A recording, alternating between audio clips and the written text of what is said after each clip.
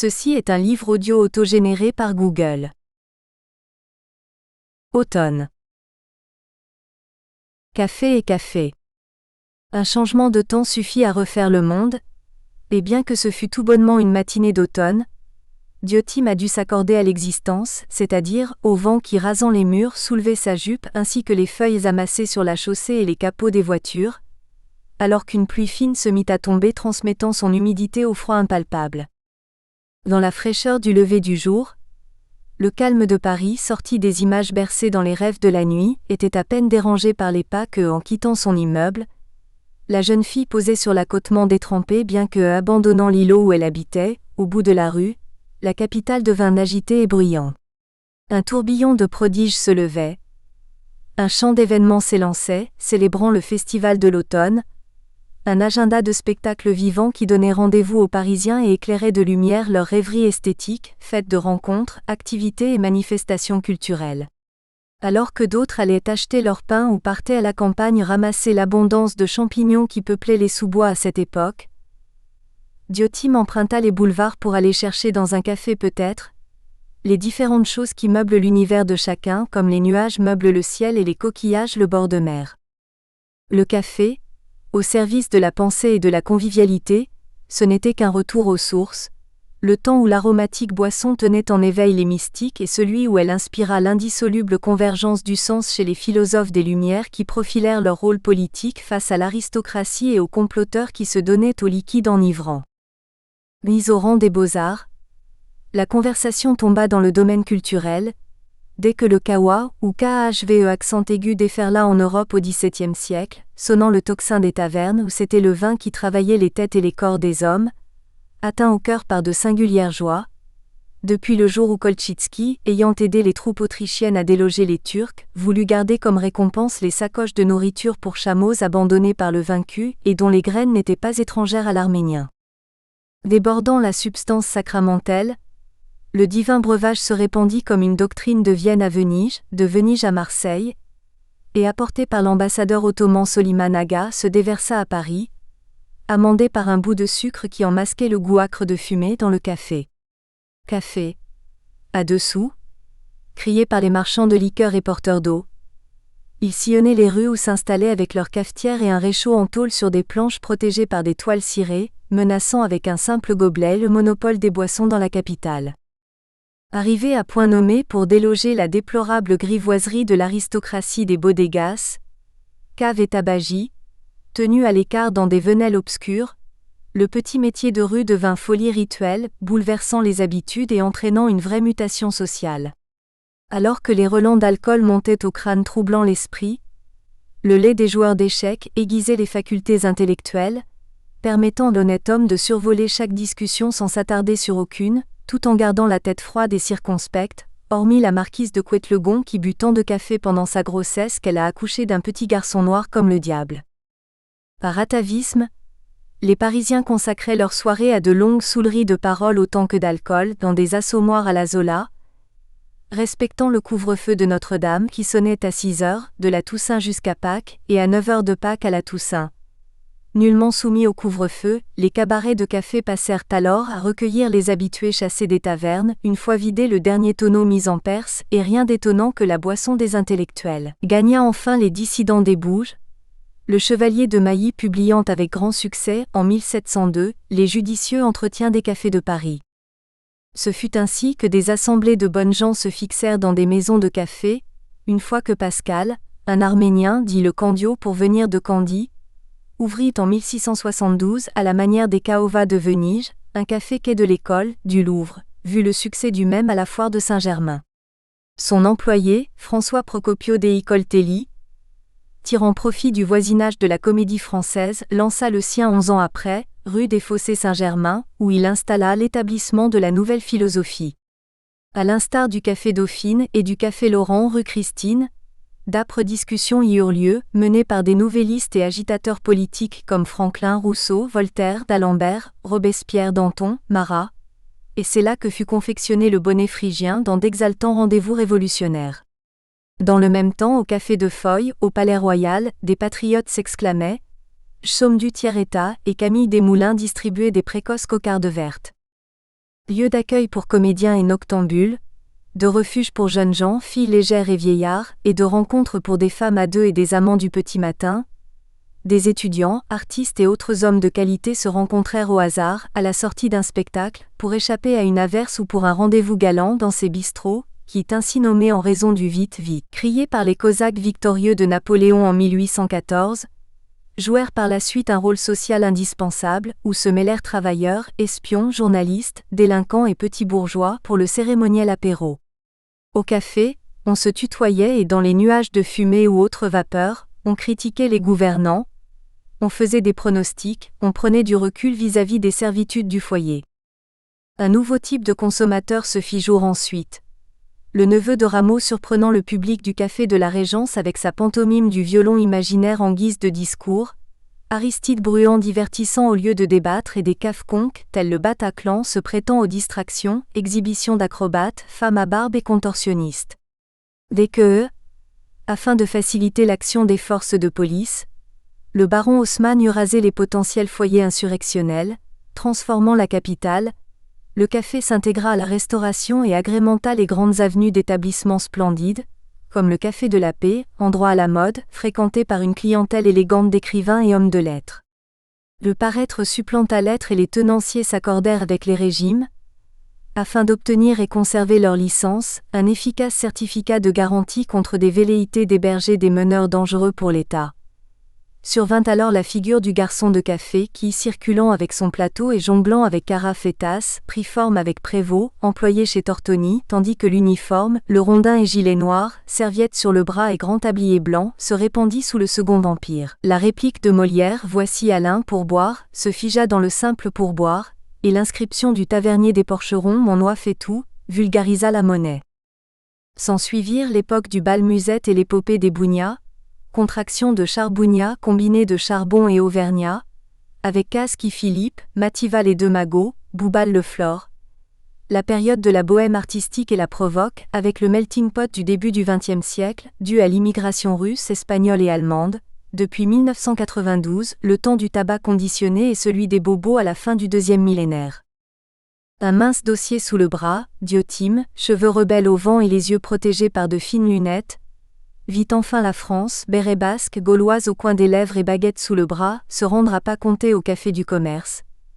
Afin de se déniaiser, elle se dirigea plutôt, arpentant à vive allure les rues de la ville, vers le café des philosophes, plein de la joie et du frisson mal connu de la pensée en haleine des philosophes de café, habitués à s'interroger sur tout. On y réfléchissait sur un seul sujet, le puissant intérêt de la conversation pouvant être programmé par un accord commun, dévié à souhait, habilement changé ou sciemment interrompu par les considérations des protagonistes.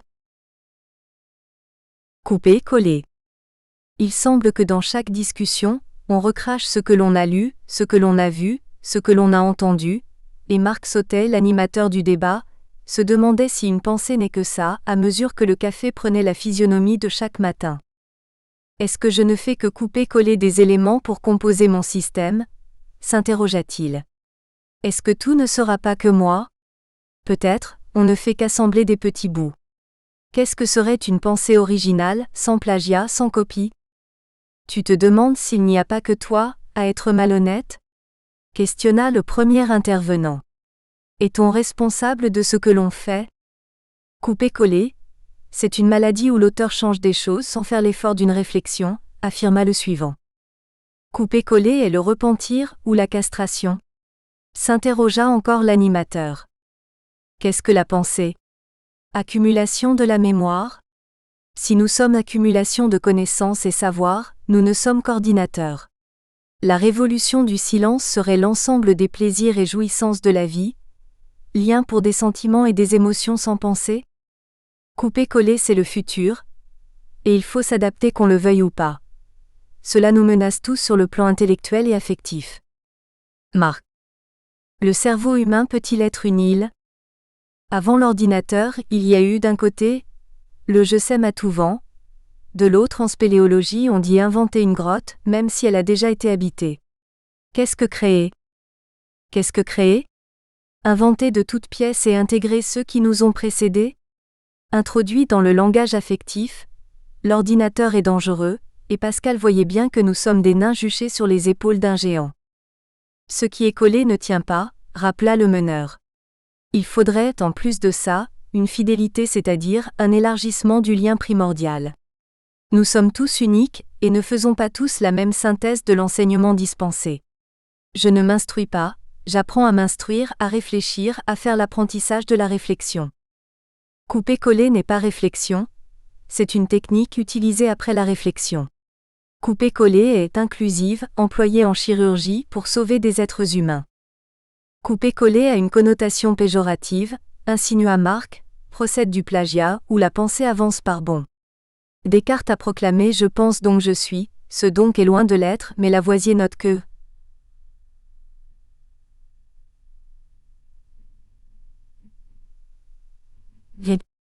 dans couper-coller, qui pense ? On est tous résultat du couper-coller de l'ADN. On est tous comme ça, et il y a toujours des erreurs alors ? Faut-il admettre un certain taux d'erreur pour enrichir la matière de départ ? Il faut laisser du temps au couper-coller ? La théorie de la relativité pourrait être arrivée dans la tête de quelqu'un d'autre qu'Einstein, parce qu'on partait d'un paradigme. Marc. Toutes les idées ne sont-elles pas virtuellement présentes ? Les idées sont dans l'air. La pensée convergente c'est couper-coller. La pensée divergente c'est de deux idées différentes en faire une troisième. Les enfants naissent sans aucune connaissance. Puis ils apprennent, passent à questionner et à chercher d'autres connaissances, finissant par avoir une pensée originale. Je suis, c'est vrai, l'auteur de mon action, mais j'ai l'impression que les idées ne viennent pas de moi. Elles surgissent venant des uns et des autres, comme dans des vases communicants. J'ai l'impression d'agir délibérément et en fait je ne fais que répéter. Se servir d'une souris, nous ferait-il devenir des rats ?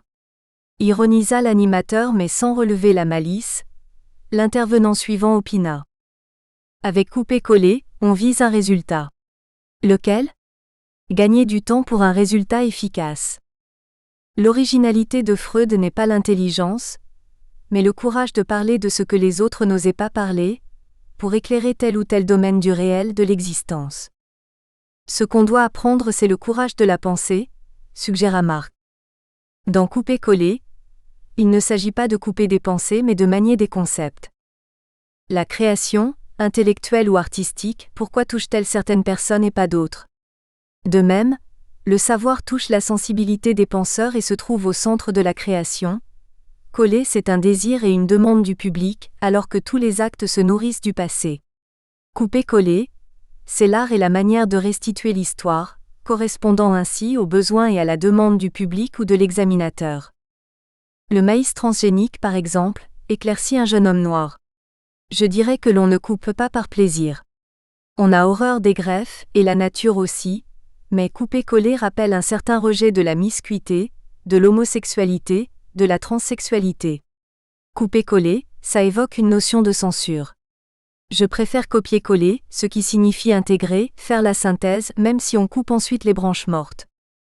Comment faire sens ? La beat génération, le surréalisme, ce sont des gens qui ont refusé la société de consommation et ont suivi l'errance de Kovacs, alors que le sens n'était plus repérable. Casser le sens est, peut-être bien le sens s'il y en a un. Aujourd'hui, la culture part à nouveau dans tous les sens dans un effet de zapping. Il faut comprendre l'univers et revenir au sens, ne serait que pour se situer. L'animateur. Si je coupe, j'enlève. Je fais violence au texte initial. Il y a castration, on s'approprie quelque chose qui disparaît de l'original. Couper, c'est aussi processus créatif, comme par exemple élaguer des arbres. Il y a le problème de l'intentionnalité et un potentiel créatif. Le principe de création change selon les époques, pourvu que ce ne soit pas laissé au hasard. Couper c'est mutiler, détruire. Copier c'est assimiler l'autre et se décoller de soi-même en vue d'un élargissement. Quand on copie ou on coupe, on met en mémoire au risque de la perdre. On écrase les anciennes valeurs et ça c'est le malheur de notre époque. Entre couper et coller, il y a un intervalle. Le laps de temps entre les deux correspond à une autre dimension, l'élaboration de l'instant. Couper ça fait mal, insista Marc, ça correspond à la castration ou sevrage. Il faut créer un nouveau lien, ne rien sentir c'est le mal d'aujourd'hui. Le système binaire serait-ce un nouveau marteau? Nous sommes à l'image des outils utilisés. Pour couper, on le fait sur anesthésie, une hypnose pour ne rien sentir reprise par les médias. Pour créer et s'ouvrir sur les origines, il faut créer un nouveau lien que l'ordinateur ne peut pas établir. Il y a mimésis par rapport à la tradition, et on repart en avant. On n'est plus capable de mémoriser toutes les informations. L'ordinateur le peut. Serions-nous jaloux de lui? On a peur de lui, parce qu'il y a le problème du choix. Quoi copier? Une fois que l'aléatoire qui a toujours été présent est introduit dans le système, on est livré au logiciel. Les mots sont composés de lettres dans une feuille blanche, nota l'animateur. Si autour des lettres il n'y a pas de blanc, on ne peut rien lire, on est d'accord. Nous sommes sur un support, la société, un univers qui a ses moyens de transformation propres. Et c'est notre espace verbal qui va entamer la réflexion sur le monde créé, à travers le coupé-collé dont nous disposons. La césure, espace entre deux mots, a aussi son sens. Il faut un espace entre ce qui sert de joint. En plus de l'ordinateur, nous avons des sentiments et des émotions. Dans l'ordinateur, ce ne sont que des cases mortes, déliées de l'esprit. Coupé-collé, relie dans le temps l'avant et l'après, et dans l'espace qui pense. Ceux qui partagent le savoir induit par une intention qui n'est pas la mienne? Pourquoi? Marc. Copier-colle. C'est beau le lapsus, prit-il conscience, couper-coller est un mode mineur de la création. Qu'y a-t-il d'autre? La cohérence, qui donne de la solidité à ce qui a été fait. Ce n'est pas du simple copier-coller. Là, il y a une construction de l'algorithme, une démarche logique, une cohérence. La nature ne fait pas de couper-coller. Pas de saut. D'après les fantasmes de la toute-puissance, l'être humain est imaginé comme un tout. La fabrication de l'être humain est du couper-coller, ou copier. L'idée d'amputer l'autre, c'est de la prédation, et il s'agit de vie pourtant. Le soleil, comme les idées, ne naît pas ex nihilo. Je prends la défense du couper-coller, qui n'est pas ni voler ni mentir, mais combiner ce qui est différent d'une magie. Par exemple, dans la musique il y a 7 notes, dans l'alphabet il y a 24 lettres. Dans les maths 10 chiffres qui rendent un langage concevable, grâce à toutes les combinaisons possibles. Le travail conscient-inconscient fait rebondir la pensée.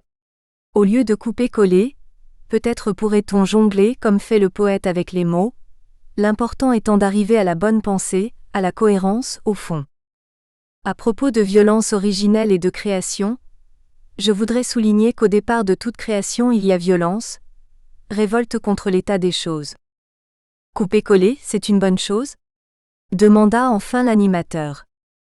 Selon la synthèse des ordinateurs, il va falloir se coller des nouvelles formes de pensée, les adopter et dépasser les vieilles routines. Quelque chose de semblable au couper-coller se passe avec la pellicule cinématographique. La caméra donne une vision du monde et puis il y a le travail de découpage, décomposition, recomposition pour retravailler cette vision. L'ordinateur fait avec les mots ce qui est réservé à l'image, un travail en équipe du monteur, recomposant la vision du monde, dans le but d'exalter le spectacle. Également la photo par le cadrage, coupe le sujet, le violente, le viol. Le temps réservé au débat se terminait, et le meneur amorça une synthèse. Au départ, méfions-nous du couper-coller. À l'origine, c'est un acte cinématographique, effectivement. Toute création suppose la destruction du travail antérieur, de façon pertinente, pour trouver la cohérence initiale. Créer, c'est se souvenir profondément, écrit Sartre à Nizan. Un observateur coupa son élan. J'adresse mon mea culpa à mon professeur de philosophie qui disait « Vous êtes des éponges sans conscience qui ingurgitez mon savoir, pour le débiter ensuite, pour le presser. » Travail de réminiscence, je m'approprie la plume et supprimant quelques mots, j'adapte tout le reste. Couper-coller, fini Marc, coller n'a lieu que s'il y a chronologie dans la transmission de la communication de l'information. Ainsi on le trouve dans l'histoire, qui ne sont que des instants copiés du temps et mis bout à bout pour former un récit à transmettre. Dans le temps lui-même, il n'y a pas de coupure mais continuité. Dans l'espace il n'y a pas de hachis mais des bosses. Une sensation de froideur reluisante, bien différente de celle de l'automne, remontait des pavés imbibés lorsque Diotim entama le retour chez elle. Aussi, comme dit Hegel, l'équipement intellectuel de l'homme se modifie constamment et alors que le monde a plutôt une tendance cosmique à se dégrader, anamnésis selon Platon, eh bien la conviction que le savoir, possédé dès à naissance, nous gagne et valorise insensiblement nos connaissances. Une petite histoire remonta alors à l'esprit de la jeune femme rendant l'évocation involontaire plus drôle que ça. « Papa, qui m'a collé l'intelligence quand je suis né ?» demanda un enfant à son père. « Ça doit être ta mère, lui répondit-il. La mienne, je l'ai toujours, je ne m'en suis pas coupé. » Quand les drapeaux sont déployés, toute l'intelligence est dans les trompettes. La séance commença par l'annonce d'un séminaire au forum sur Qu'est-ce l'homme ? Et le 18 octobre d'un dîner philo, puis eut lieu la présentation du sujet par l'intéressé. Déployer les drapeaux, dit-il, ça peut paraître héroïque mais peu intelligent parce que replié sous les drapeaux on ne voit rien autour. Les discours émotionnels sont les trompettes. Avancée belliqueuse, phrase politique. Les peuples ont de temps en temps besoin de drapeaux, porteurs de bien ou de mal. C'est la question de la liberté, élargie. Qu'est-ce qu'on en fait de la volonté de puissance ? Le drapeau n'est pas forcément négatif, prétendit Gunther qui se proposait d'animer le débat. Est-ce qu'on parle de guerre ou de drapeau ? Demanda un des présents. Guerre ou symbole ? Parle de ce que tu veux. C'est rare, répliqua l'autre qui après les rires déclenchés dans le public poursuivit. Les drapeaux symbolisent la nation et le nationalisme, autour d'une idéologie. La lune souillée par la plupart des hommes avec bannière étoilée. Mauvais pour les poètes, bon pour les politiques. L'intelligence dans les trompettes, ce sont les discours, les diatribes. Je préfère que l'on change d'idée. Ce n'est pas le politique qui a sorti les drapeaux, corrigea Gunther, c'est le peuple. Intelligence, a un sens précis, recherche de renseignements. C'est une phrase ironique. Il faut savoir ce qu'il ne faut pas faire, parce que le renseignement doit rester secret. Je viens d'un pays où l'on sortait les drapeaux pour tout, notamment pour célébrer des victoires absurdes, et j'associe le drapeau à l'imbécilité. Donc, je prends la phrase à l'envers, en quoi le drapeau a une valeur ? Pour les dictateurs, ils nous prennent pour des cons. Ce n'est pas un symbole de la nation et du nationalisme, parce que la cause de la paix a aussi des drapeaux. Qu'est-ce qu'un drapeau alors ? Un symbole visuel qui rassemble des gens autour d'un idéal. Quand on dit « les gens sous les drapeaux », on veut dire « je me reconnais en toi, je ne suis pas seul mais avec les autres ». Toute l'intelligence ne s'en va pas par les trompettes. D'après Miles Davis, il y a aussi un appel d'air. Il ne faut pas confondre le nationalisme et le reste, proposa l'animateur. Élargissons donc le débat. Depuis quelque temps, je me dis que si les États-Unis existent, c'est bon pour les Français. Or, on les trouve dévastés en guerre. J'y ai vécu, chaque drapeau sorti est une façon de nier sa douleur. Je ne sais pas ce qu'ils veulent faire ou ce qu'ils ne font pas. Ils s'engagent dans la guerre à leur manière, beaucoup plus calme. Dans le drapeau, porteur de valeurs, on y voit la liberté et les droits de l'homme. Il est certes utilisé par les politiciens, mais il recouvre aussi les morts qui reviennent du front. Gunther. Et qu'est-ce que ça représente ? Des valeurs. Pas forcément des bonnes. Non. Chacun son choix. Pour ou contre ? Je dirais, entre les deux guerres, les pacifistes ont juré tout sauf la guerre. Je ne sais pas, chaque situation mérite étude. J'ai osé comprendre qu'il s'agit d'une métaphore, étant donné que l'homme crée les cultes les plus divers. L'animateur. Le drapeau, c'est une idée ? C'est un symbole par excellence. C'est courir après quelque chose. Qu'est-ce que ce symbole ? Une approche représentationnelle, une vision globale. Un symbole représente une réalité par une image, explicita Gunther. Le drapeau prend la partie pour le tout ? La boucle est bouclée. Les hommes se sont battus pour un territoire. Aujourd'hui, ils s'affrontent pour des valeurs, valeurs qui font et fondent. Drapeau et trompette défendent des valeurs. C'est essentiel. J'en ai ras-le-bol de ces délires contre la guerre. L'idéal, c'est un modèle absolu, un désir paradisiaque émotionnel. L'idéal, c'est autre chose. L'idée est connotée à la raison, l'intelligence. Zeus, Athéna, Hermès ne défendent pas les mêmes valeurs. Athéna fait la guerre. La guerre est une réalité humaine qui fait partie de la nature des hommes, les animaux ne connaissent pas ça. Pour préserver le monde idéal, on se sert du drapeau qui n'est pas un symbole, mais indice de ralliement d'une valeur particulière. L'idéal est une valeur comme une autre. L'animateur. Finalement, drapeau, idéal ou idéal ? Dans le drapeau, il n'y a pas d'intelligence. C'est l'indice d'appartenance à un groupe qui défend certaines valeurs. Ce n'est pas un gris-gris. L'intelligence est ce par quoi nous communiquons. Je croyais qu'il s'agissait de crapauds, s'exclama quelqu'un. Rire, applaudissements et il poursuivit. Alors, revenons au drapeau. Qui a inventé le drapeau ?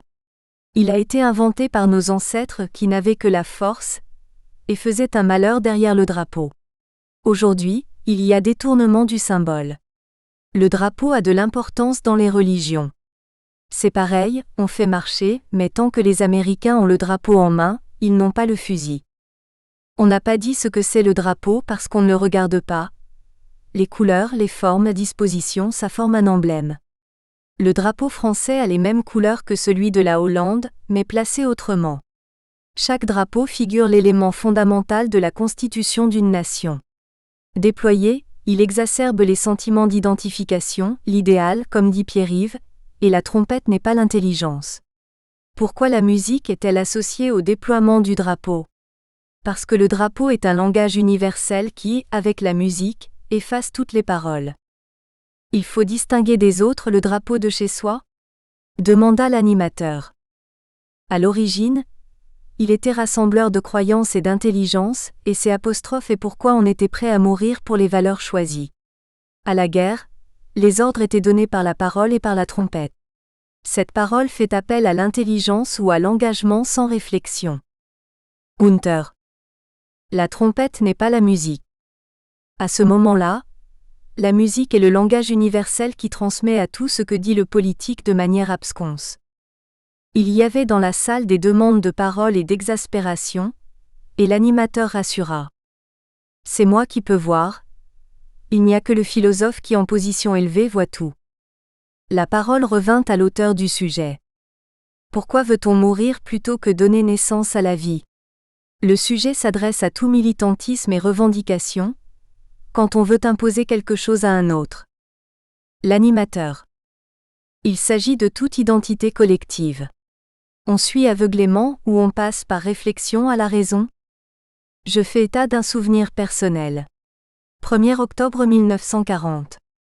On instaure au lycée lundi matin, le lever aux couleurs et le maréchal nous voilà. Bien des années après, je m'en suis étonné devant le proviseur. Dans le merdier, il fallait faire remarquer que la seule chose qui nous restait était notre drapeau, me dit-il.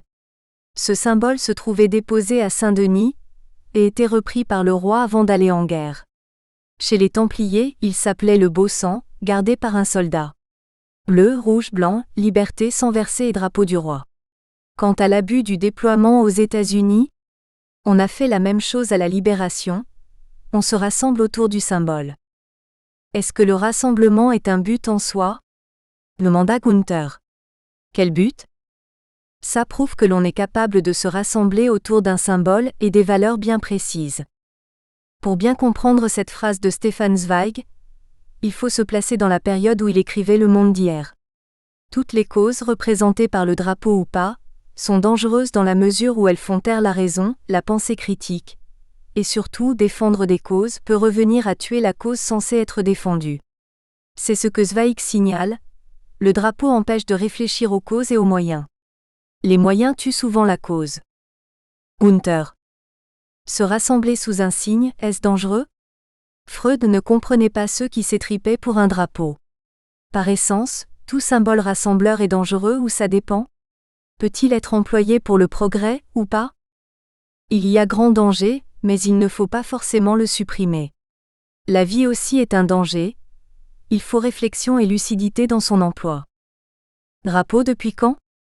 Dans drapeau j'entendra, quelque chose d'intime que l'on a chez soi. Dans trompette j'imagine un vase, de l'émotion. Il y a peut-être trompé, je ne sais pas. Est-ce que l'on peut analyser ce que j'entends ? Quand les drapeaux sont déployés, toute l'intelligence est dans les trompettes. Quand j'entends ça, ça me suggère une présupposée noblesse de l'homme mort, les drapeaux sont symboles de panurgisme et stupidité, combattante ou pas. L'opposition drapeau-intelligence est-elle pertinente? Ce qui fait progresser l'intelligence, c'est le conflit. C'est établi que le conflit oblige à trouver des solutions nouvelles. Par exemple, Socrate, symbole de la philosophie, en conflit permanent avec son environnement. Il était très intelligent mais en face, il y avait le panurgisme. Encore une remarque sur la musique. La musique atteint l'émotionnel sans passer par le langage et la raison. C'est un outil très dangereux, qui peut faire aller à la baïonnette. Regardez la télévision sans les images, la musique vous dit tout. Peut-être que si on raisonne seulement, on coupe la lumière. La raison coupée des sentiments va direct à Auschwitz. Les États-Unis utilisent la société en vue de leurs intérêts particuliers. Est-ce qu'il y a des sentiments sociaux exprimés dans le drapeau? Comment traiter ces sentiments sociaux? Peut-on s'en passer? Comment faire le tri? Je me dissocie si ça ne paie plus. On se trouva en panne d'appareillage électronique, et Gunther avertit. Ne tripote pas le micro, ça ne marche pas. Quelques instants après, tout revint dans l'ordre et on continua. J'aimerais ajouter le point de vue d'un chrétien et d'un occidental. De nos jours, le drapeau est porté par les hommes et pas par les femmes. Dans l'Antiquité, c'était une femme vierge qui le portait. Il y a d'autres cultures et d'autres situations où le drapeau n'est pas reconnu comme symbole, mais a une valeur phallocratique et pour ça les hommes le portent quand ils se sentent en danger ou touchés dans leur masculinité, dans leur puissance. Les femmes n'ont pas besoin de porter le drapeau haut. L'animateur. Quelle culture n'a pas de drapeau? L'orientale et la musulmane. Et le croissant? Ça, c'est venu plus tard, voyant les drapeaux des croisades. C'est un principe masculin. Chez nous, les musulmans, le drapeau est en général de couleur verte mais il peut s'agir tout simplement d'une épée et on en vient au phallique. Le drapeau, une érection?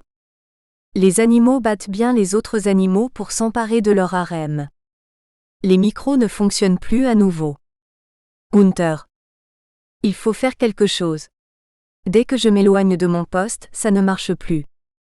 Ça remarche. Allez-y. Je veux réagir à la dernière intervention qui ferait du drapeau occidental un symbole phallique et de ralliement. Ce serait une tentative d'élimination de la femme par l'homme. C'est inouï parce que c'est chez les talibans que la femme n'existe, sinon en forme de chose. Derrida, qui n'était pas un féministe de choc, nota l'animateur, parle au-delà de Lacan de philosophie occidentale comme érection de la raison et logocentrisme phallique. Mais restons dans le sujet. Il y a des sentiments sociaux d'adhésion à un groupe? Ou faudrait-il éliminer ces symboles? Revenons au thème.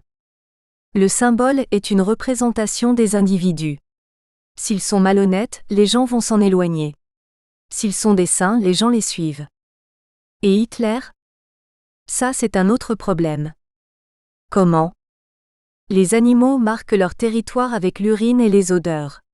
Les hommes, pour se regrouper, ont besoin d'unités symboliques, des drapeaux, des hymnes, etc. Il n'y a qu'une chose pour éviter des dérives. Apprendre à l'enfant l'autonomie de la pensée, ce qui lui est utile et pas ce que la société veut de lui. Il ne faut pas critiquer l'utopie, ni écouter les orateurs démagogues. L'utopie a un drapeau, fit remarquer Gunther. Bien sûr, comme toutes les idéologies. En ce qui concerne la contestation des États-Unis, j'informe que chaque matin ils font serment d'allégeance au drapeau, mais que quand les États-Unis se sont mal conduits au Vietnam, les étudiants l'ont brûlé. Je voudrais rappeler que le drapeau se déploie, ne se lève pas. Déployer n'est pas une érection. Il ne faut pas confondre le drapeau et le mât, c'est là que le drapeau est vu, levé. La différence entre raison et intelligence, c'est que la raison fait la guerre et l'intelligence non. Dans l'énoncé, il est question d'intelligence et pas de raison, or, si l'intelligence va dans la trompette, ça se propage.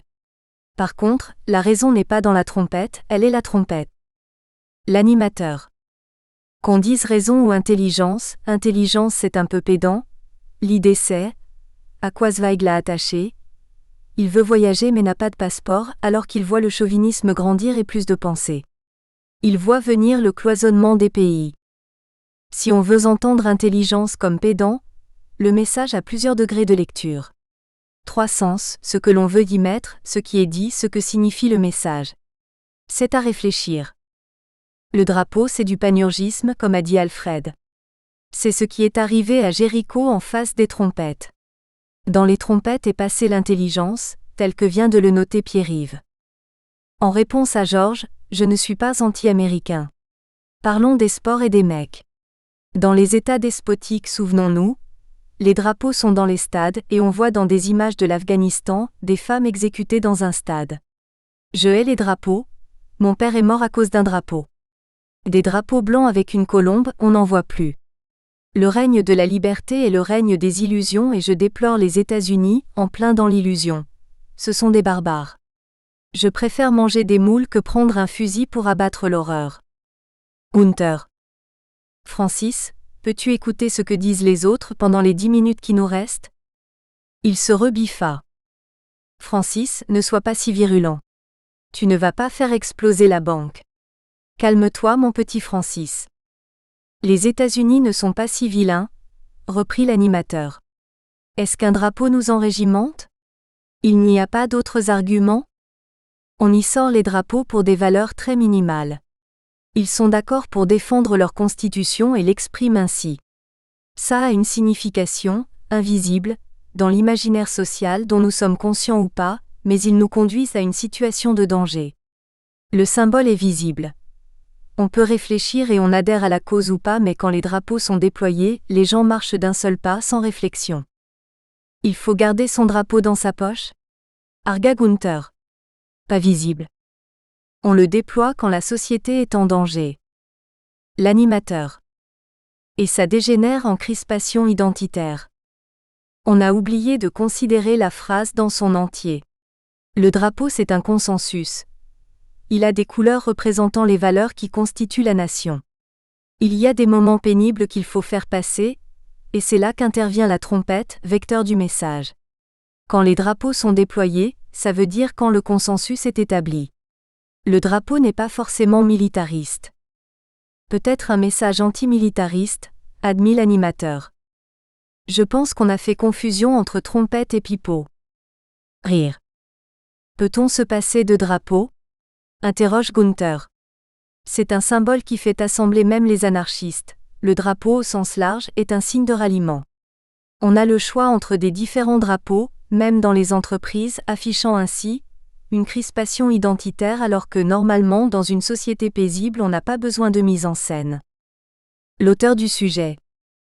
Je faisais état de ce que j'ai vu à la télé, et pas d'un brûlot contre les États-Unis. Je pensais à toute cause ou tout danger, qui fait mettre les gens sous la même bannière, sans perdre de vue la cause et les moyens. L'animateur. Il est temps que l'on finisse. On écoute Gilles le poète. Le barde célébra chapeau bas, homard, crapaud, pipeau et troupeau levé, finissant son poème par « Homard m'a tué ». La pomme a du bon, reconnut Diotime sur son chemin de retour, elle fit réfléchir un jour. Mais d'où sortent désormais les judicieux jugements de cette humanité qui, de guerre lasse, s'enferre toujours, à couvert de son labarum, dans des boucheries sans fin, se demandait la femme. De toute évidence, il ne suffirait plus de locher le pommier pour les améliorer, et sur la raison on ne peut rien bâtir, ce n'est qu'un bouche-trou. Que nous reste-t-il ? À croire, se dit-elle.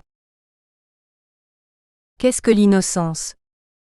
J'ai vu dans un film, arrêter des gens et les condamner, raconta l'auteur du sujet, afin d'appuyer sa suggestion, alors même que l'on n'avait pas la preuve de leur culpabilité. Dans notre code actuel, ces personnes seraient déclarées innocentes. D'autre part, on voit innocenter ou prononcer des non-lieux pour des gens que l'on sait coupables. Voilà le motif de ma question. Tu orientes déjà le débat, opposant innocence et culpabilité, observa Sylvie l'animatrice. Je l'ai pris, moi, en rapport avec le thème de la préméditation proposé par Michel. L'innocence serait celle de l'enfant qui naît innocent, alors qu'il est sans aucune connaissance ? Dans un premier temps, on se demande qu'est-ce qu'on entend par innocence. Un interlocuteur. Quand j'ai entendu innocenter, j'ai compris innocuité, qui a la même racine et qui veut dire ce qui ne nuit pas. Le bébé n'est pas en état de nuire. Sylvie. Ça me semble intéressant, mais dans une autre culture, réagirait-on aussi comme ça ? Je rejoins l'idée de paradis me référant aux premières phrases de la Bible. Dans le statut de paradis, il y a un lien entre être l'innocence et le connaître, après quoi on devient coupable. C'est une piste à creuser avec vous. On chemine avant de voter. On n'a pas de but à atteindre, mais il nous faut progresser. L'innocent est celui qui ne nuit pas, qui n'a pas la volonté de nuire. Ça peut se rapprocher de la connaissance ? Je ne suis pas sûr. Celui qui a l'intention de nuire à la connaissance. Du bébé innocent, on envisage qu'il va nuire ? Demanda l'animatrice. Je dirais que oui, seulement, il n'en est pas capable et il n'a pas encore la connaissance. Envisageons alors autre chose, proposa Sylvie. La connaissance du bien et du mal. On entre alors dans le domaine de la moralité et de l'immoralité. Dans les campagnes, l'innocent est l'idiot du village. Il ne connaît ni le bien ni le mal ni l'autre, il ne peut pas nuire. Il suit seulement sa nature comme l'enfant.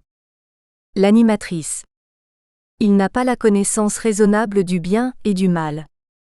Il est en deçà du bien et du mal, sans sens de représentation de ce qui peut nuire à l'autre. Ce serait l'être au monde de Heidegger, insinua Sylvie. Nous sommes en amont de la morale. Pour être, il faut développer cet être au monde. Être avec le monde, dans un premier temps et être pour la mort, dans un deuxième temps.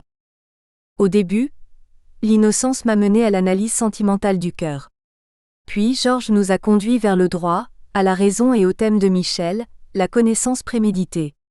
Innocence vient de in qui n'est pas, plus sens donc pas de sens. On cria de réprobation dans la salle. Je donne ma définition. T'es libre de le faire, ajouta l'animatrice. Oui. Ça bouillonne chez moi. Je donne la définition d'innocence de La Fontaine. Innocente est ce qui n'est pas souillé. Aujourd'hui, être innocent, c'est être con, être débile. Pour lui, ça avait le sens du sentiment.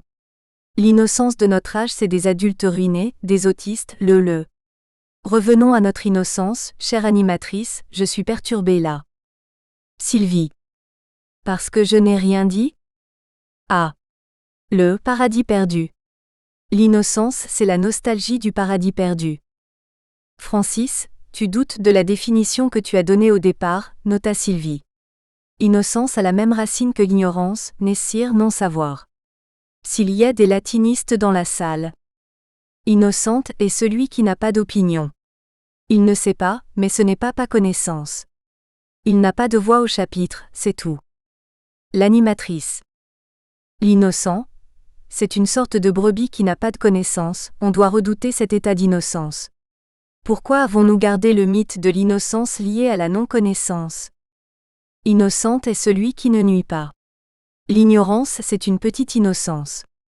Devant le juge, on s'excuse en général, disant je n'ai rien fait ou je ne savais pas. Le Christ aussi a dit, Seigneur, pardonnez-leur car ils ne savent pas ce qu'ils font. On peut en débattre mais c'est toujours dans le faire ou faire sans savoir que se terre l'innocence. Autre chose est la culpabilité. Aujourd'hui personne ne veut être coupable. Héritage judéo-chrétien ? Ça fait penser aux coupables mais pas responsables, du procès du sang contaminé, rappela l'animatrice.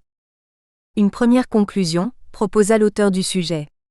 Pour être aussi innocent que tous les animaux sur Terre, il ne faut pas de connaissance, d'où la nostalgie de la nature, mais comme dit Gunther, peut-on allier innocence et connaissance dans le sens que innocence veut dire aussi inaction ?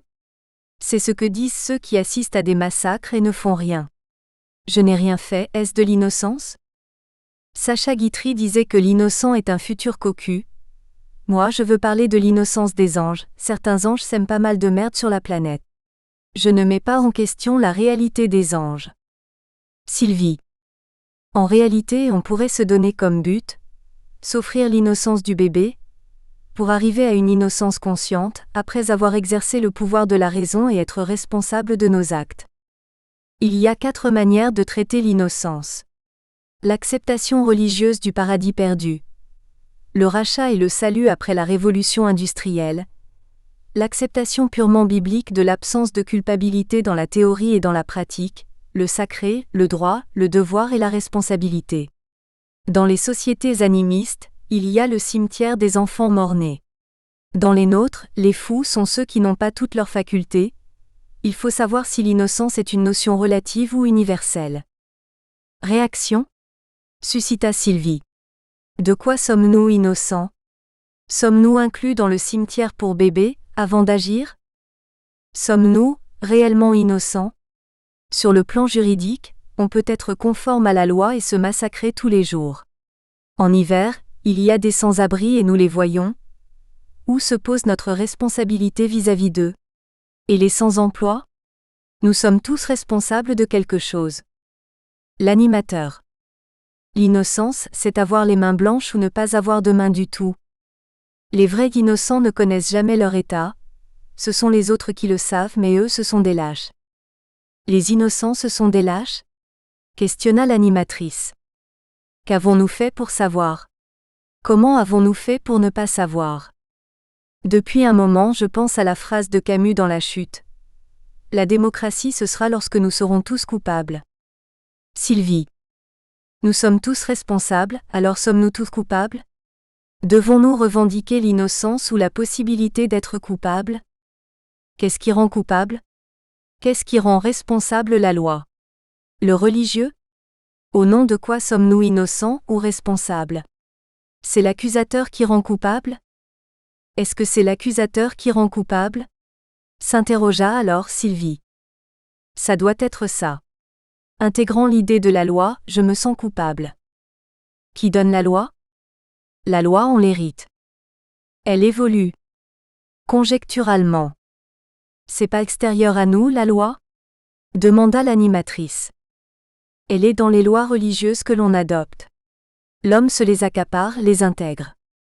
L'animatrice. L'être innocent, c'est donc celui qui ignore. Il est en méconnaissance de la loi, au contraire de l'être autonome qui intériorise la loi, il est le à-loi. Il est le contraire de l'innocent. Le fou du village n'est en rien autonome. Il est assujetti à la nature et il a l'innocence du côté de Dieu et du paradis. L'innocence serait du côté de la négation ? La loi pour moi c'est des lois, certaines lois. Je méconnais, la loi. Je mets en question essentiellement, ce possible constituant le principe de l'innocence. L'effort c'est tout, là est la question. Chacun de nous est la matrice de la loi, et avec tout ce qu'il sait, ce possible à vivre de notre condition humaine fait qu'avec la notion de liberté qui suppose la responsabilité, plus nous vivons, plus nous nous éloignons de l'état d'innocence. Évidemment, il y a beaucoup d'interprétations mais aucune ne peut ignorer l'homme animal qui doit avoir le sens de la responsabilité pour s'inscrire dans l'humain, autant que faire se peut. C'est important, observa Sylvie. Cet état d'innocence, en amont de la condition humaine, est à considérer. Ce n'est pas possible d'avancer et de ne pas nuire ?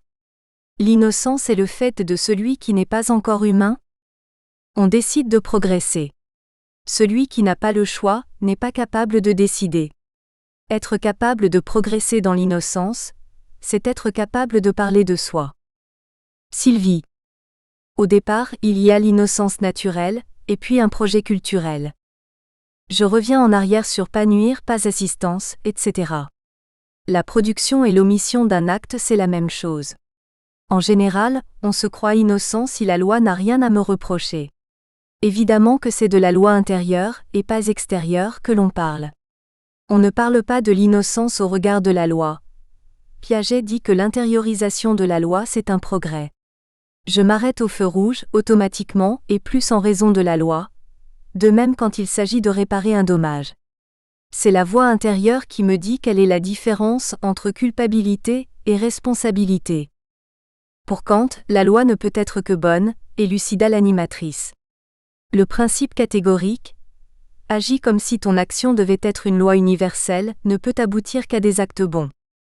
D'après la phrase de Kant, deux choses meuvent le monde, le soleil qui est collé au ciel et la loi qui est dans notre poitrine. Il a intégré lui-même cette loi, ajouta Sylvie. L'auteur du sujet. Avec ce que j'ai écouté, il me vient à l'esprit que la connaissance est ce qui permet de faire par raison ce que je faisais par intuition. Dès qu'on agit par raison, on a perdu son innocence, mais on est responsable.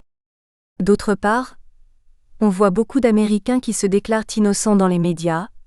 Ailleurs, des écrivains accusent les Allemands d'être coupables et ils se demandent, sommes-nous responsables ou innocents de nos parents? On a parlé de la loi et des principes moraux. On entend souvent parler aussi de l'amour. On ne sait pas ce que c'est, mais enfin, ce principe d'harmonie est derrière chaque loi, depuis le début des temps et dans toutes les cultures. Notre approche est différente. Pour moi, cette loi de l'amour ou la loi morale de Kant, c'est la même chose, une seule et unique loi. Dieu, le fondement de tout cela, ne peut pas changer, et le changement ne peut pas s'opérer sinon dans notre monde des humains. L'animatrice. La loi morale de Kant plus le sentiment. Le sentiment d'obéir. Vivre l'innocence et tout va bien, conclut l'animatrice. Je reviens sur la question de la connaissance. Innocente est celui qui ne s'est pas posé de questions. L'entrée dans le savoir est avoir la conscience de ce que l'on fait ou ne fait pas. On est dans l'action pensée, contrôlée et pas instinctive. Pour être innocent, on rentre dans la culpabilité, la conscience et la liberté de choisir donc, responsabilité. L'innocent peut exister, à condition de penser autrement, en dehors de tout système de représentation. C'est rejoindre la phrase de Camus que citait Marie-Sylvie. La démocratie n'existera que quand nous serons tous coupables. Sylvie. Là encore, c'est Kant qui définit le siècle des Lumières, un siècle dont les idées découlent d'un haut savoir. On sort de l'état de l'ignorance, l'immaturité, pour devenir adulte, autonome. Celui qui ne s'est pas posé de questions, ce n'est pas un innocent, mais un naïf. Quelle est la différence entre innocent et naïf? Voulut savoir Sylvie. Je ne sais pas, c'est une remarque. Ça m'intéresse. Je voulais seulement intervenir sur le relatif et l'universel.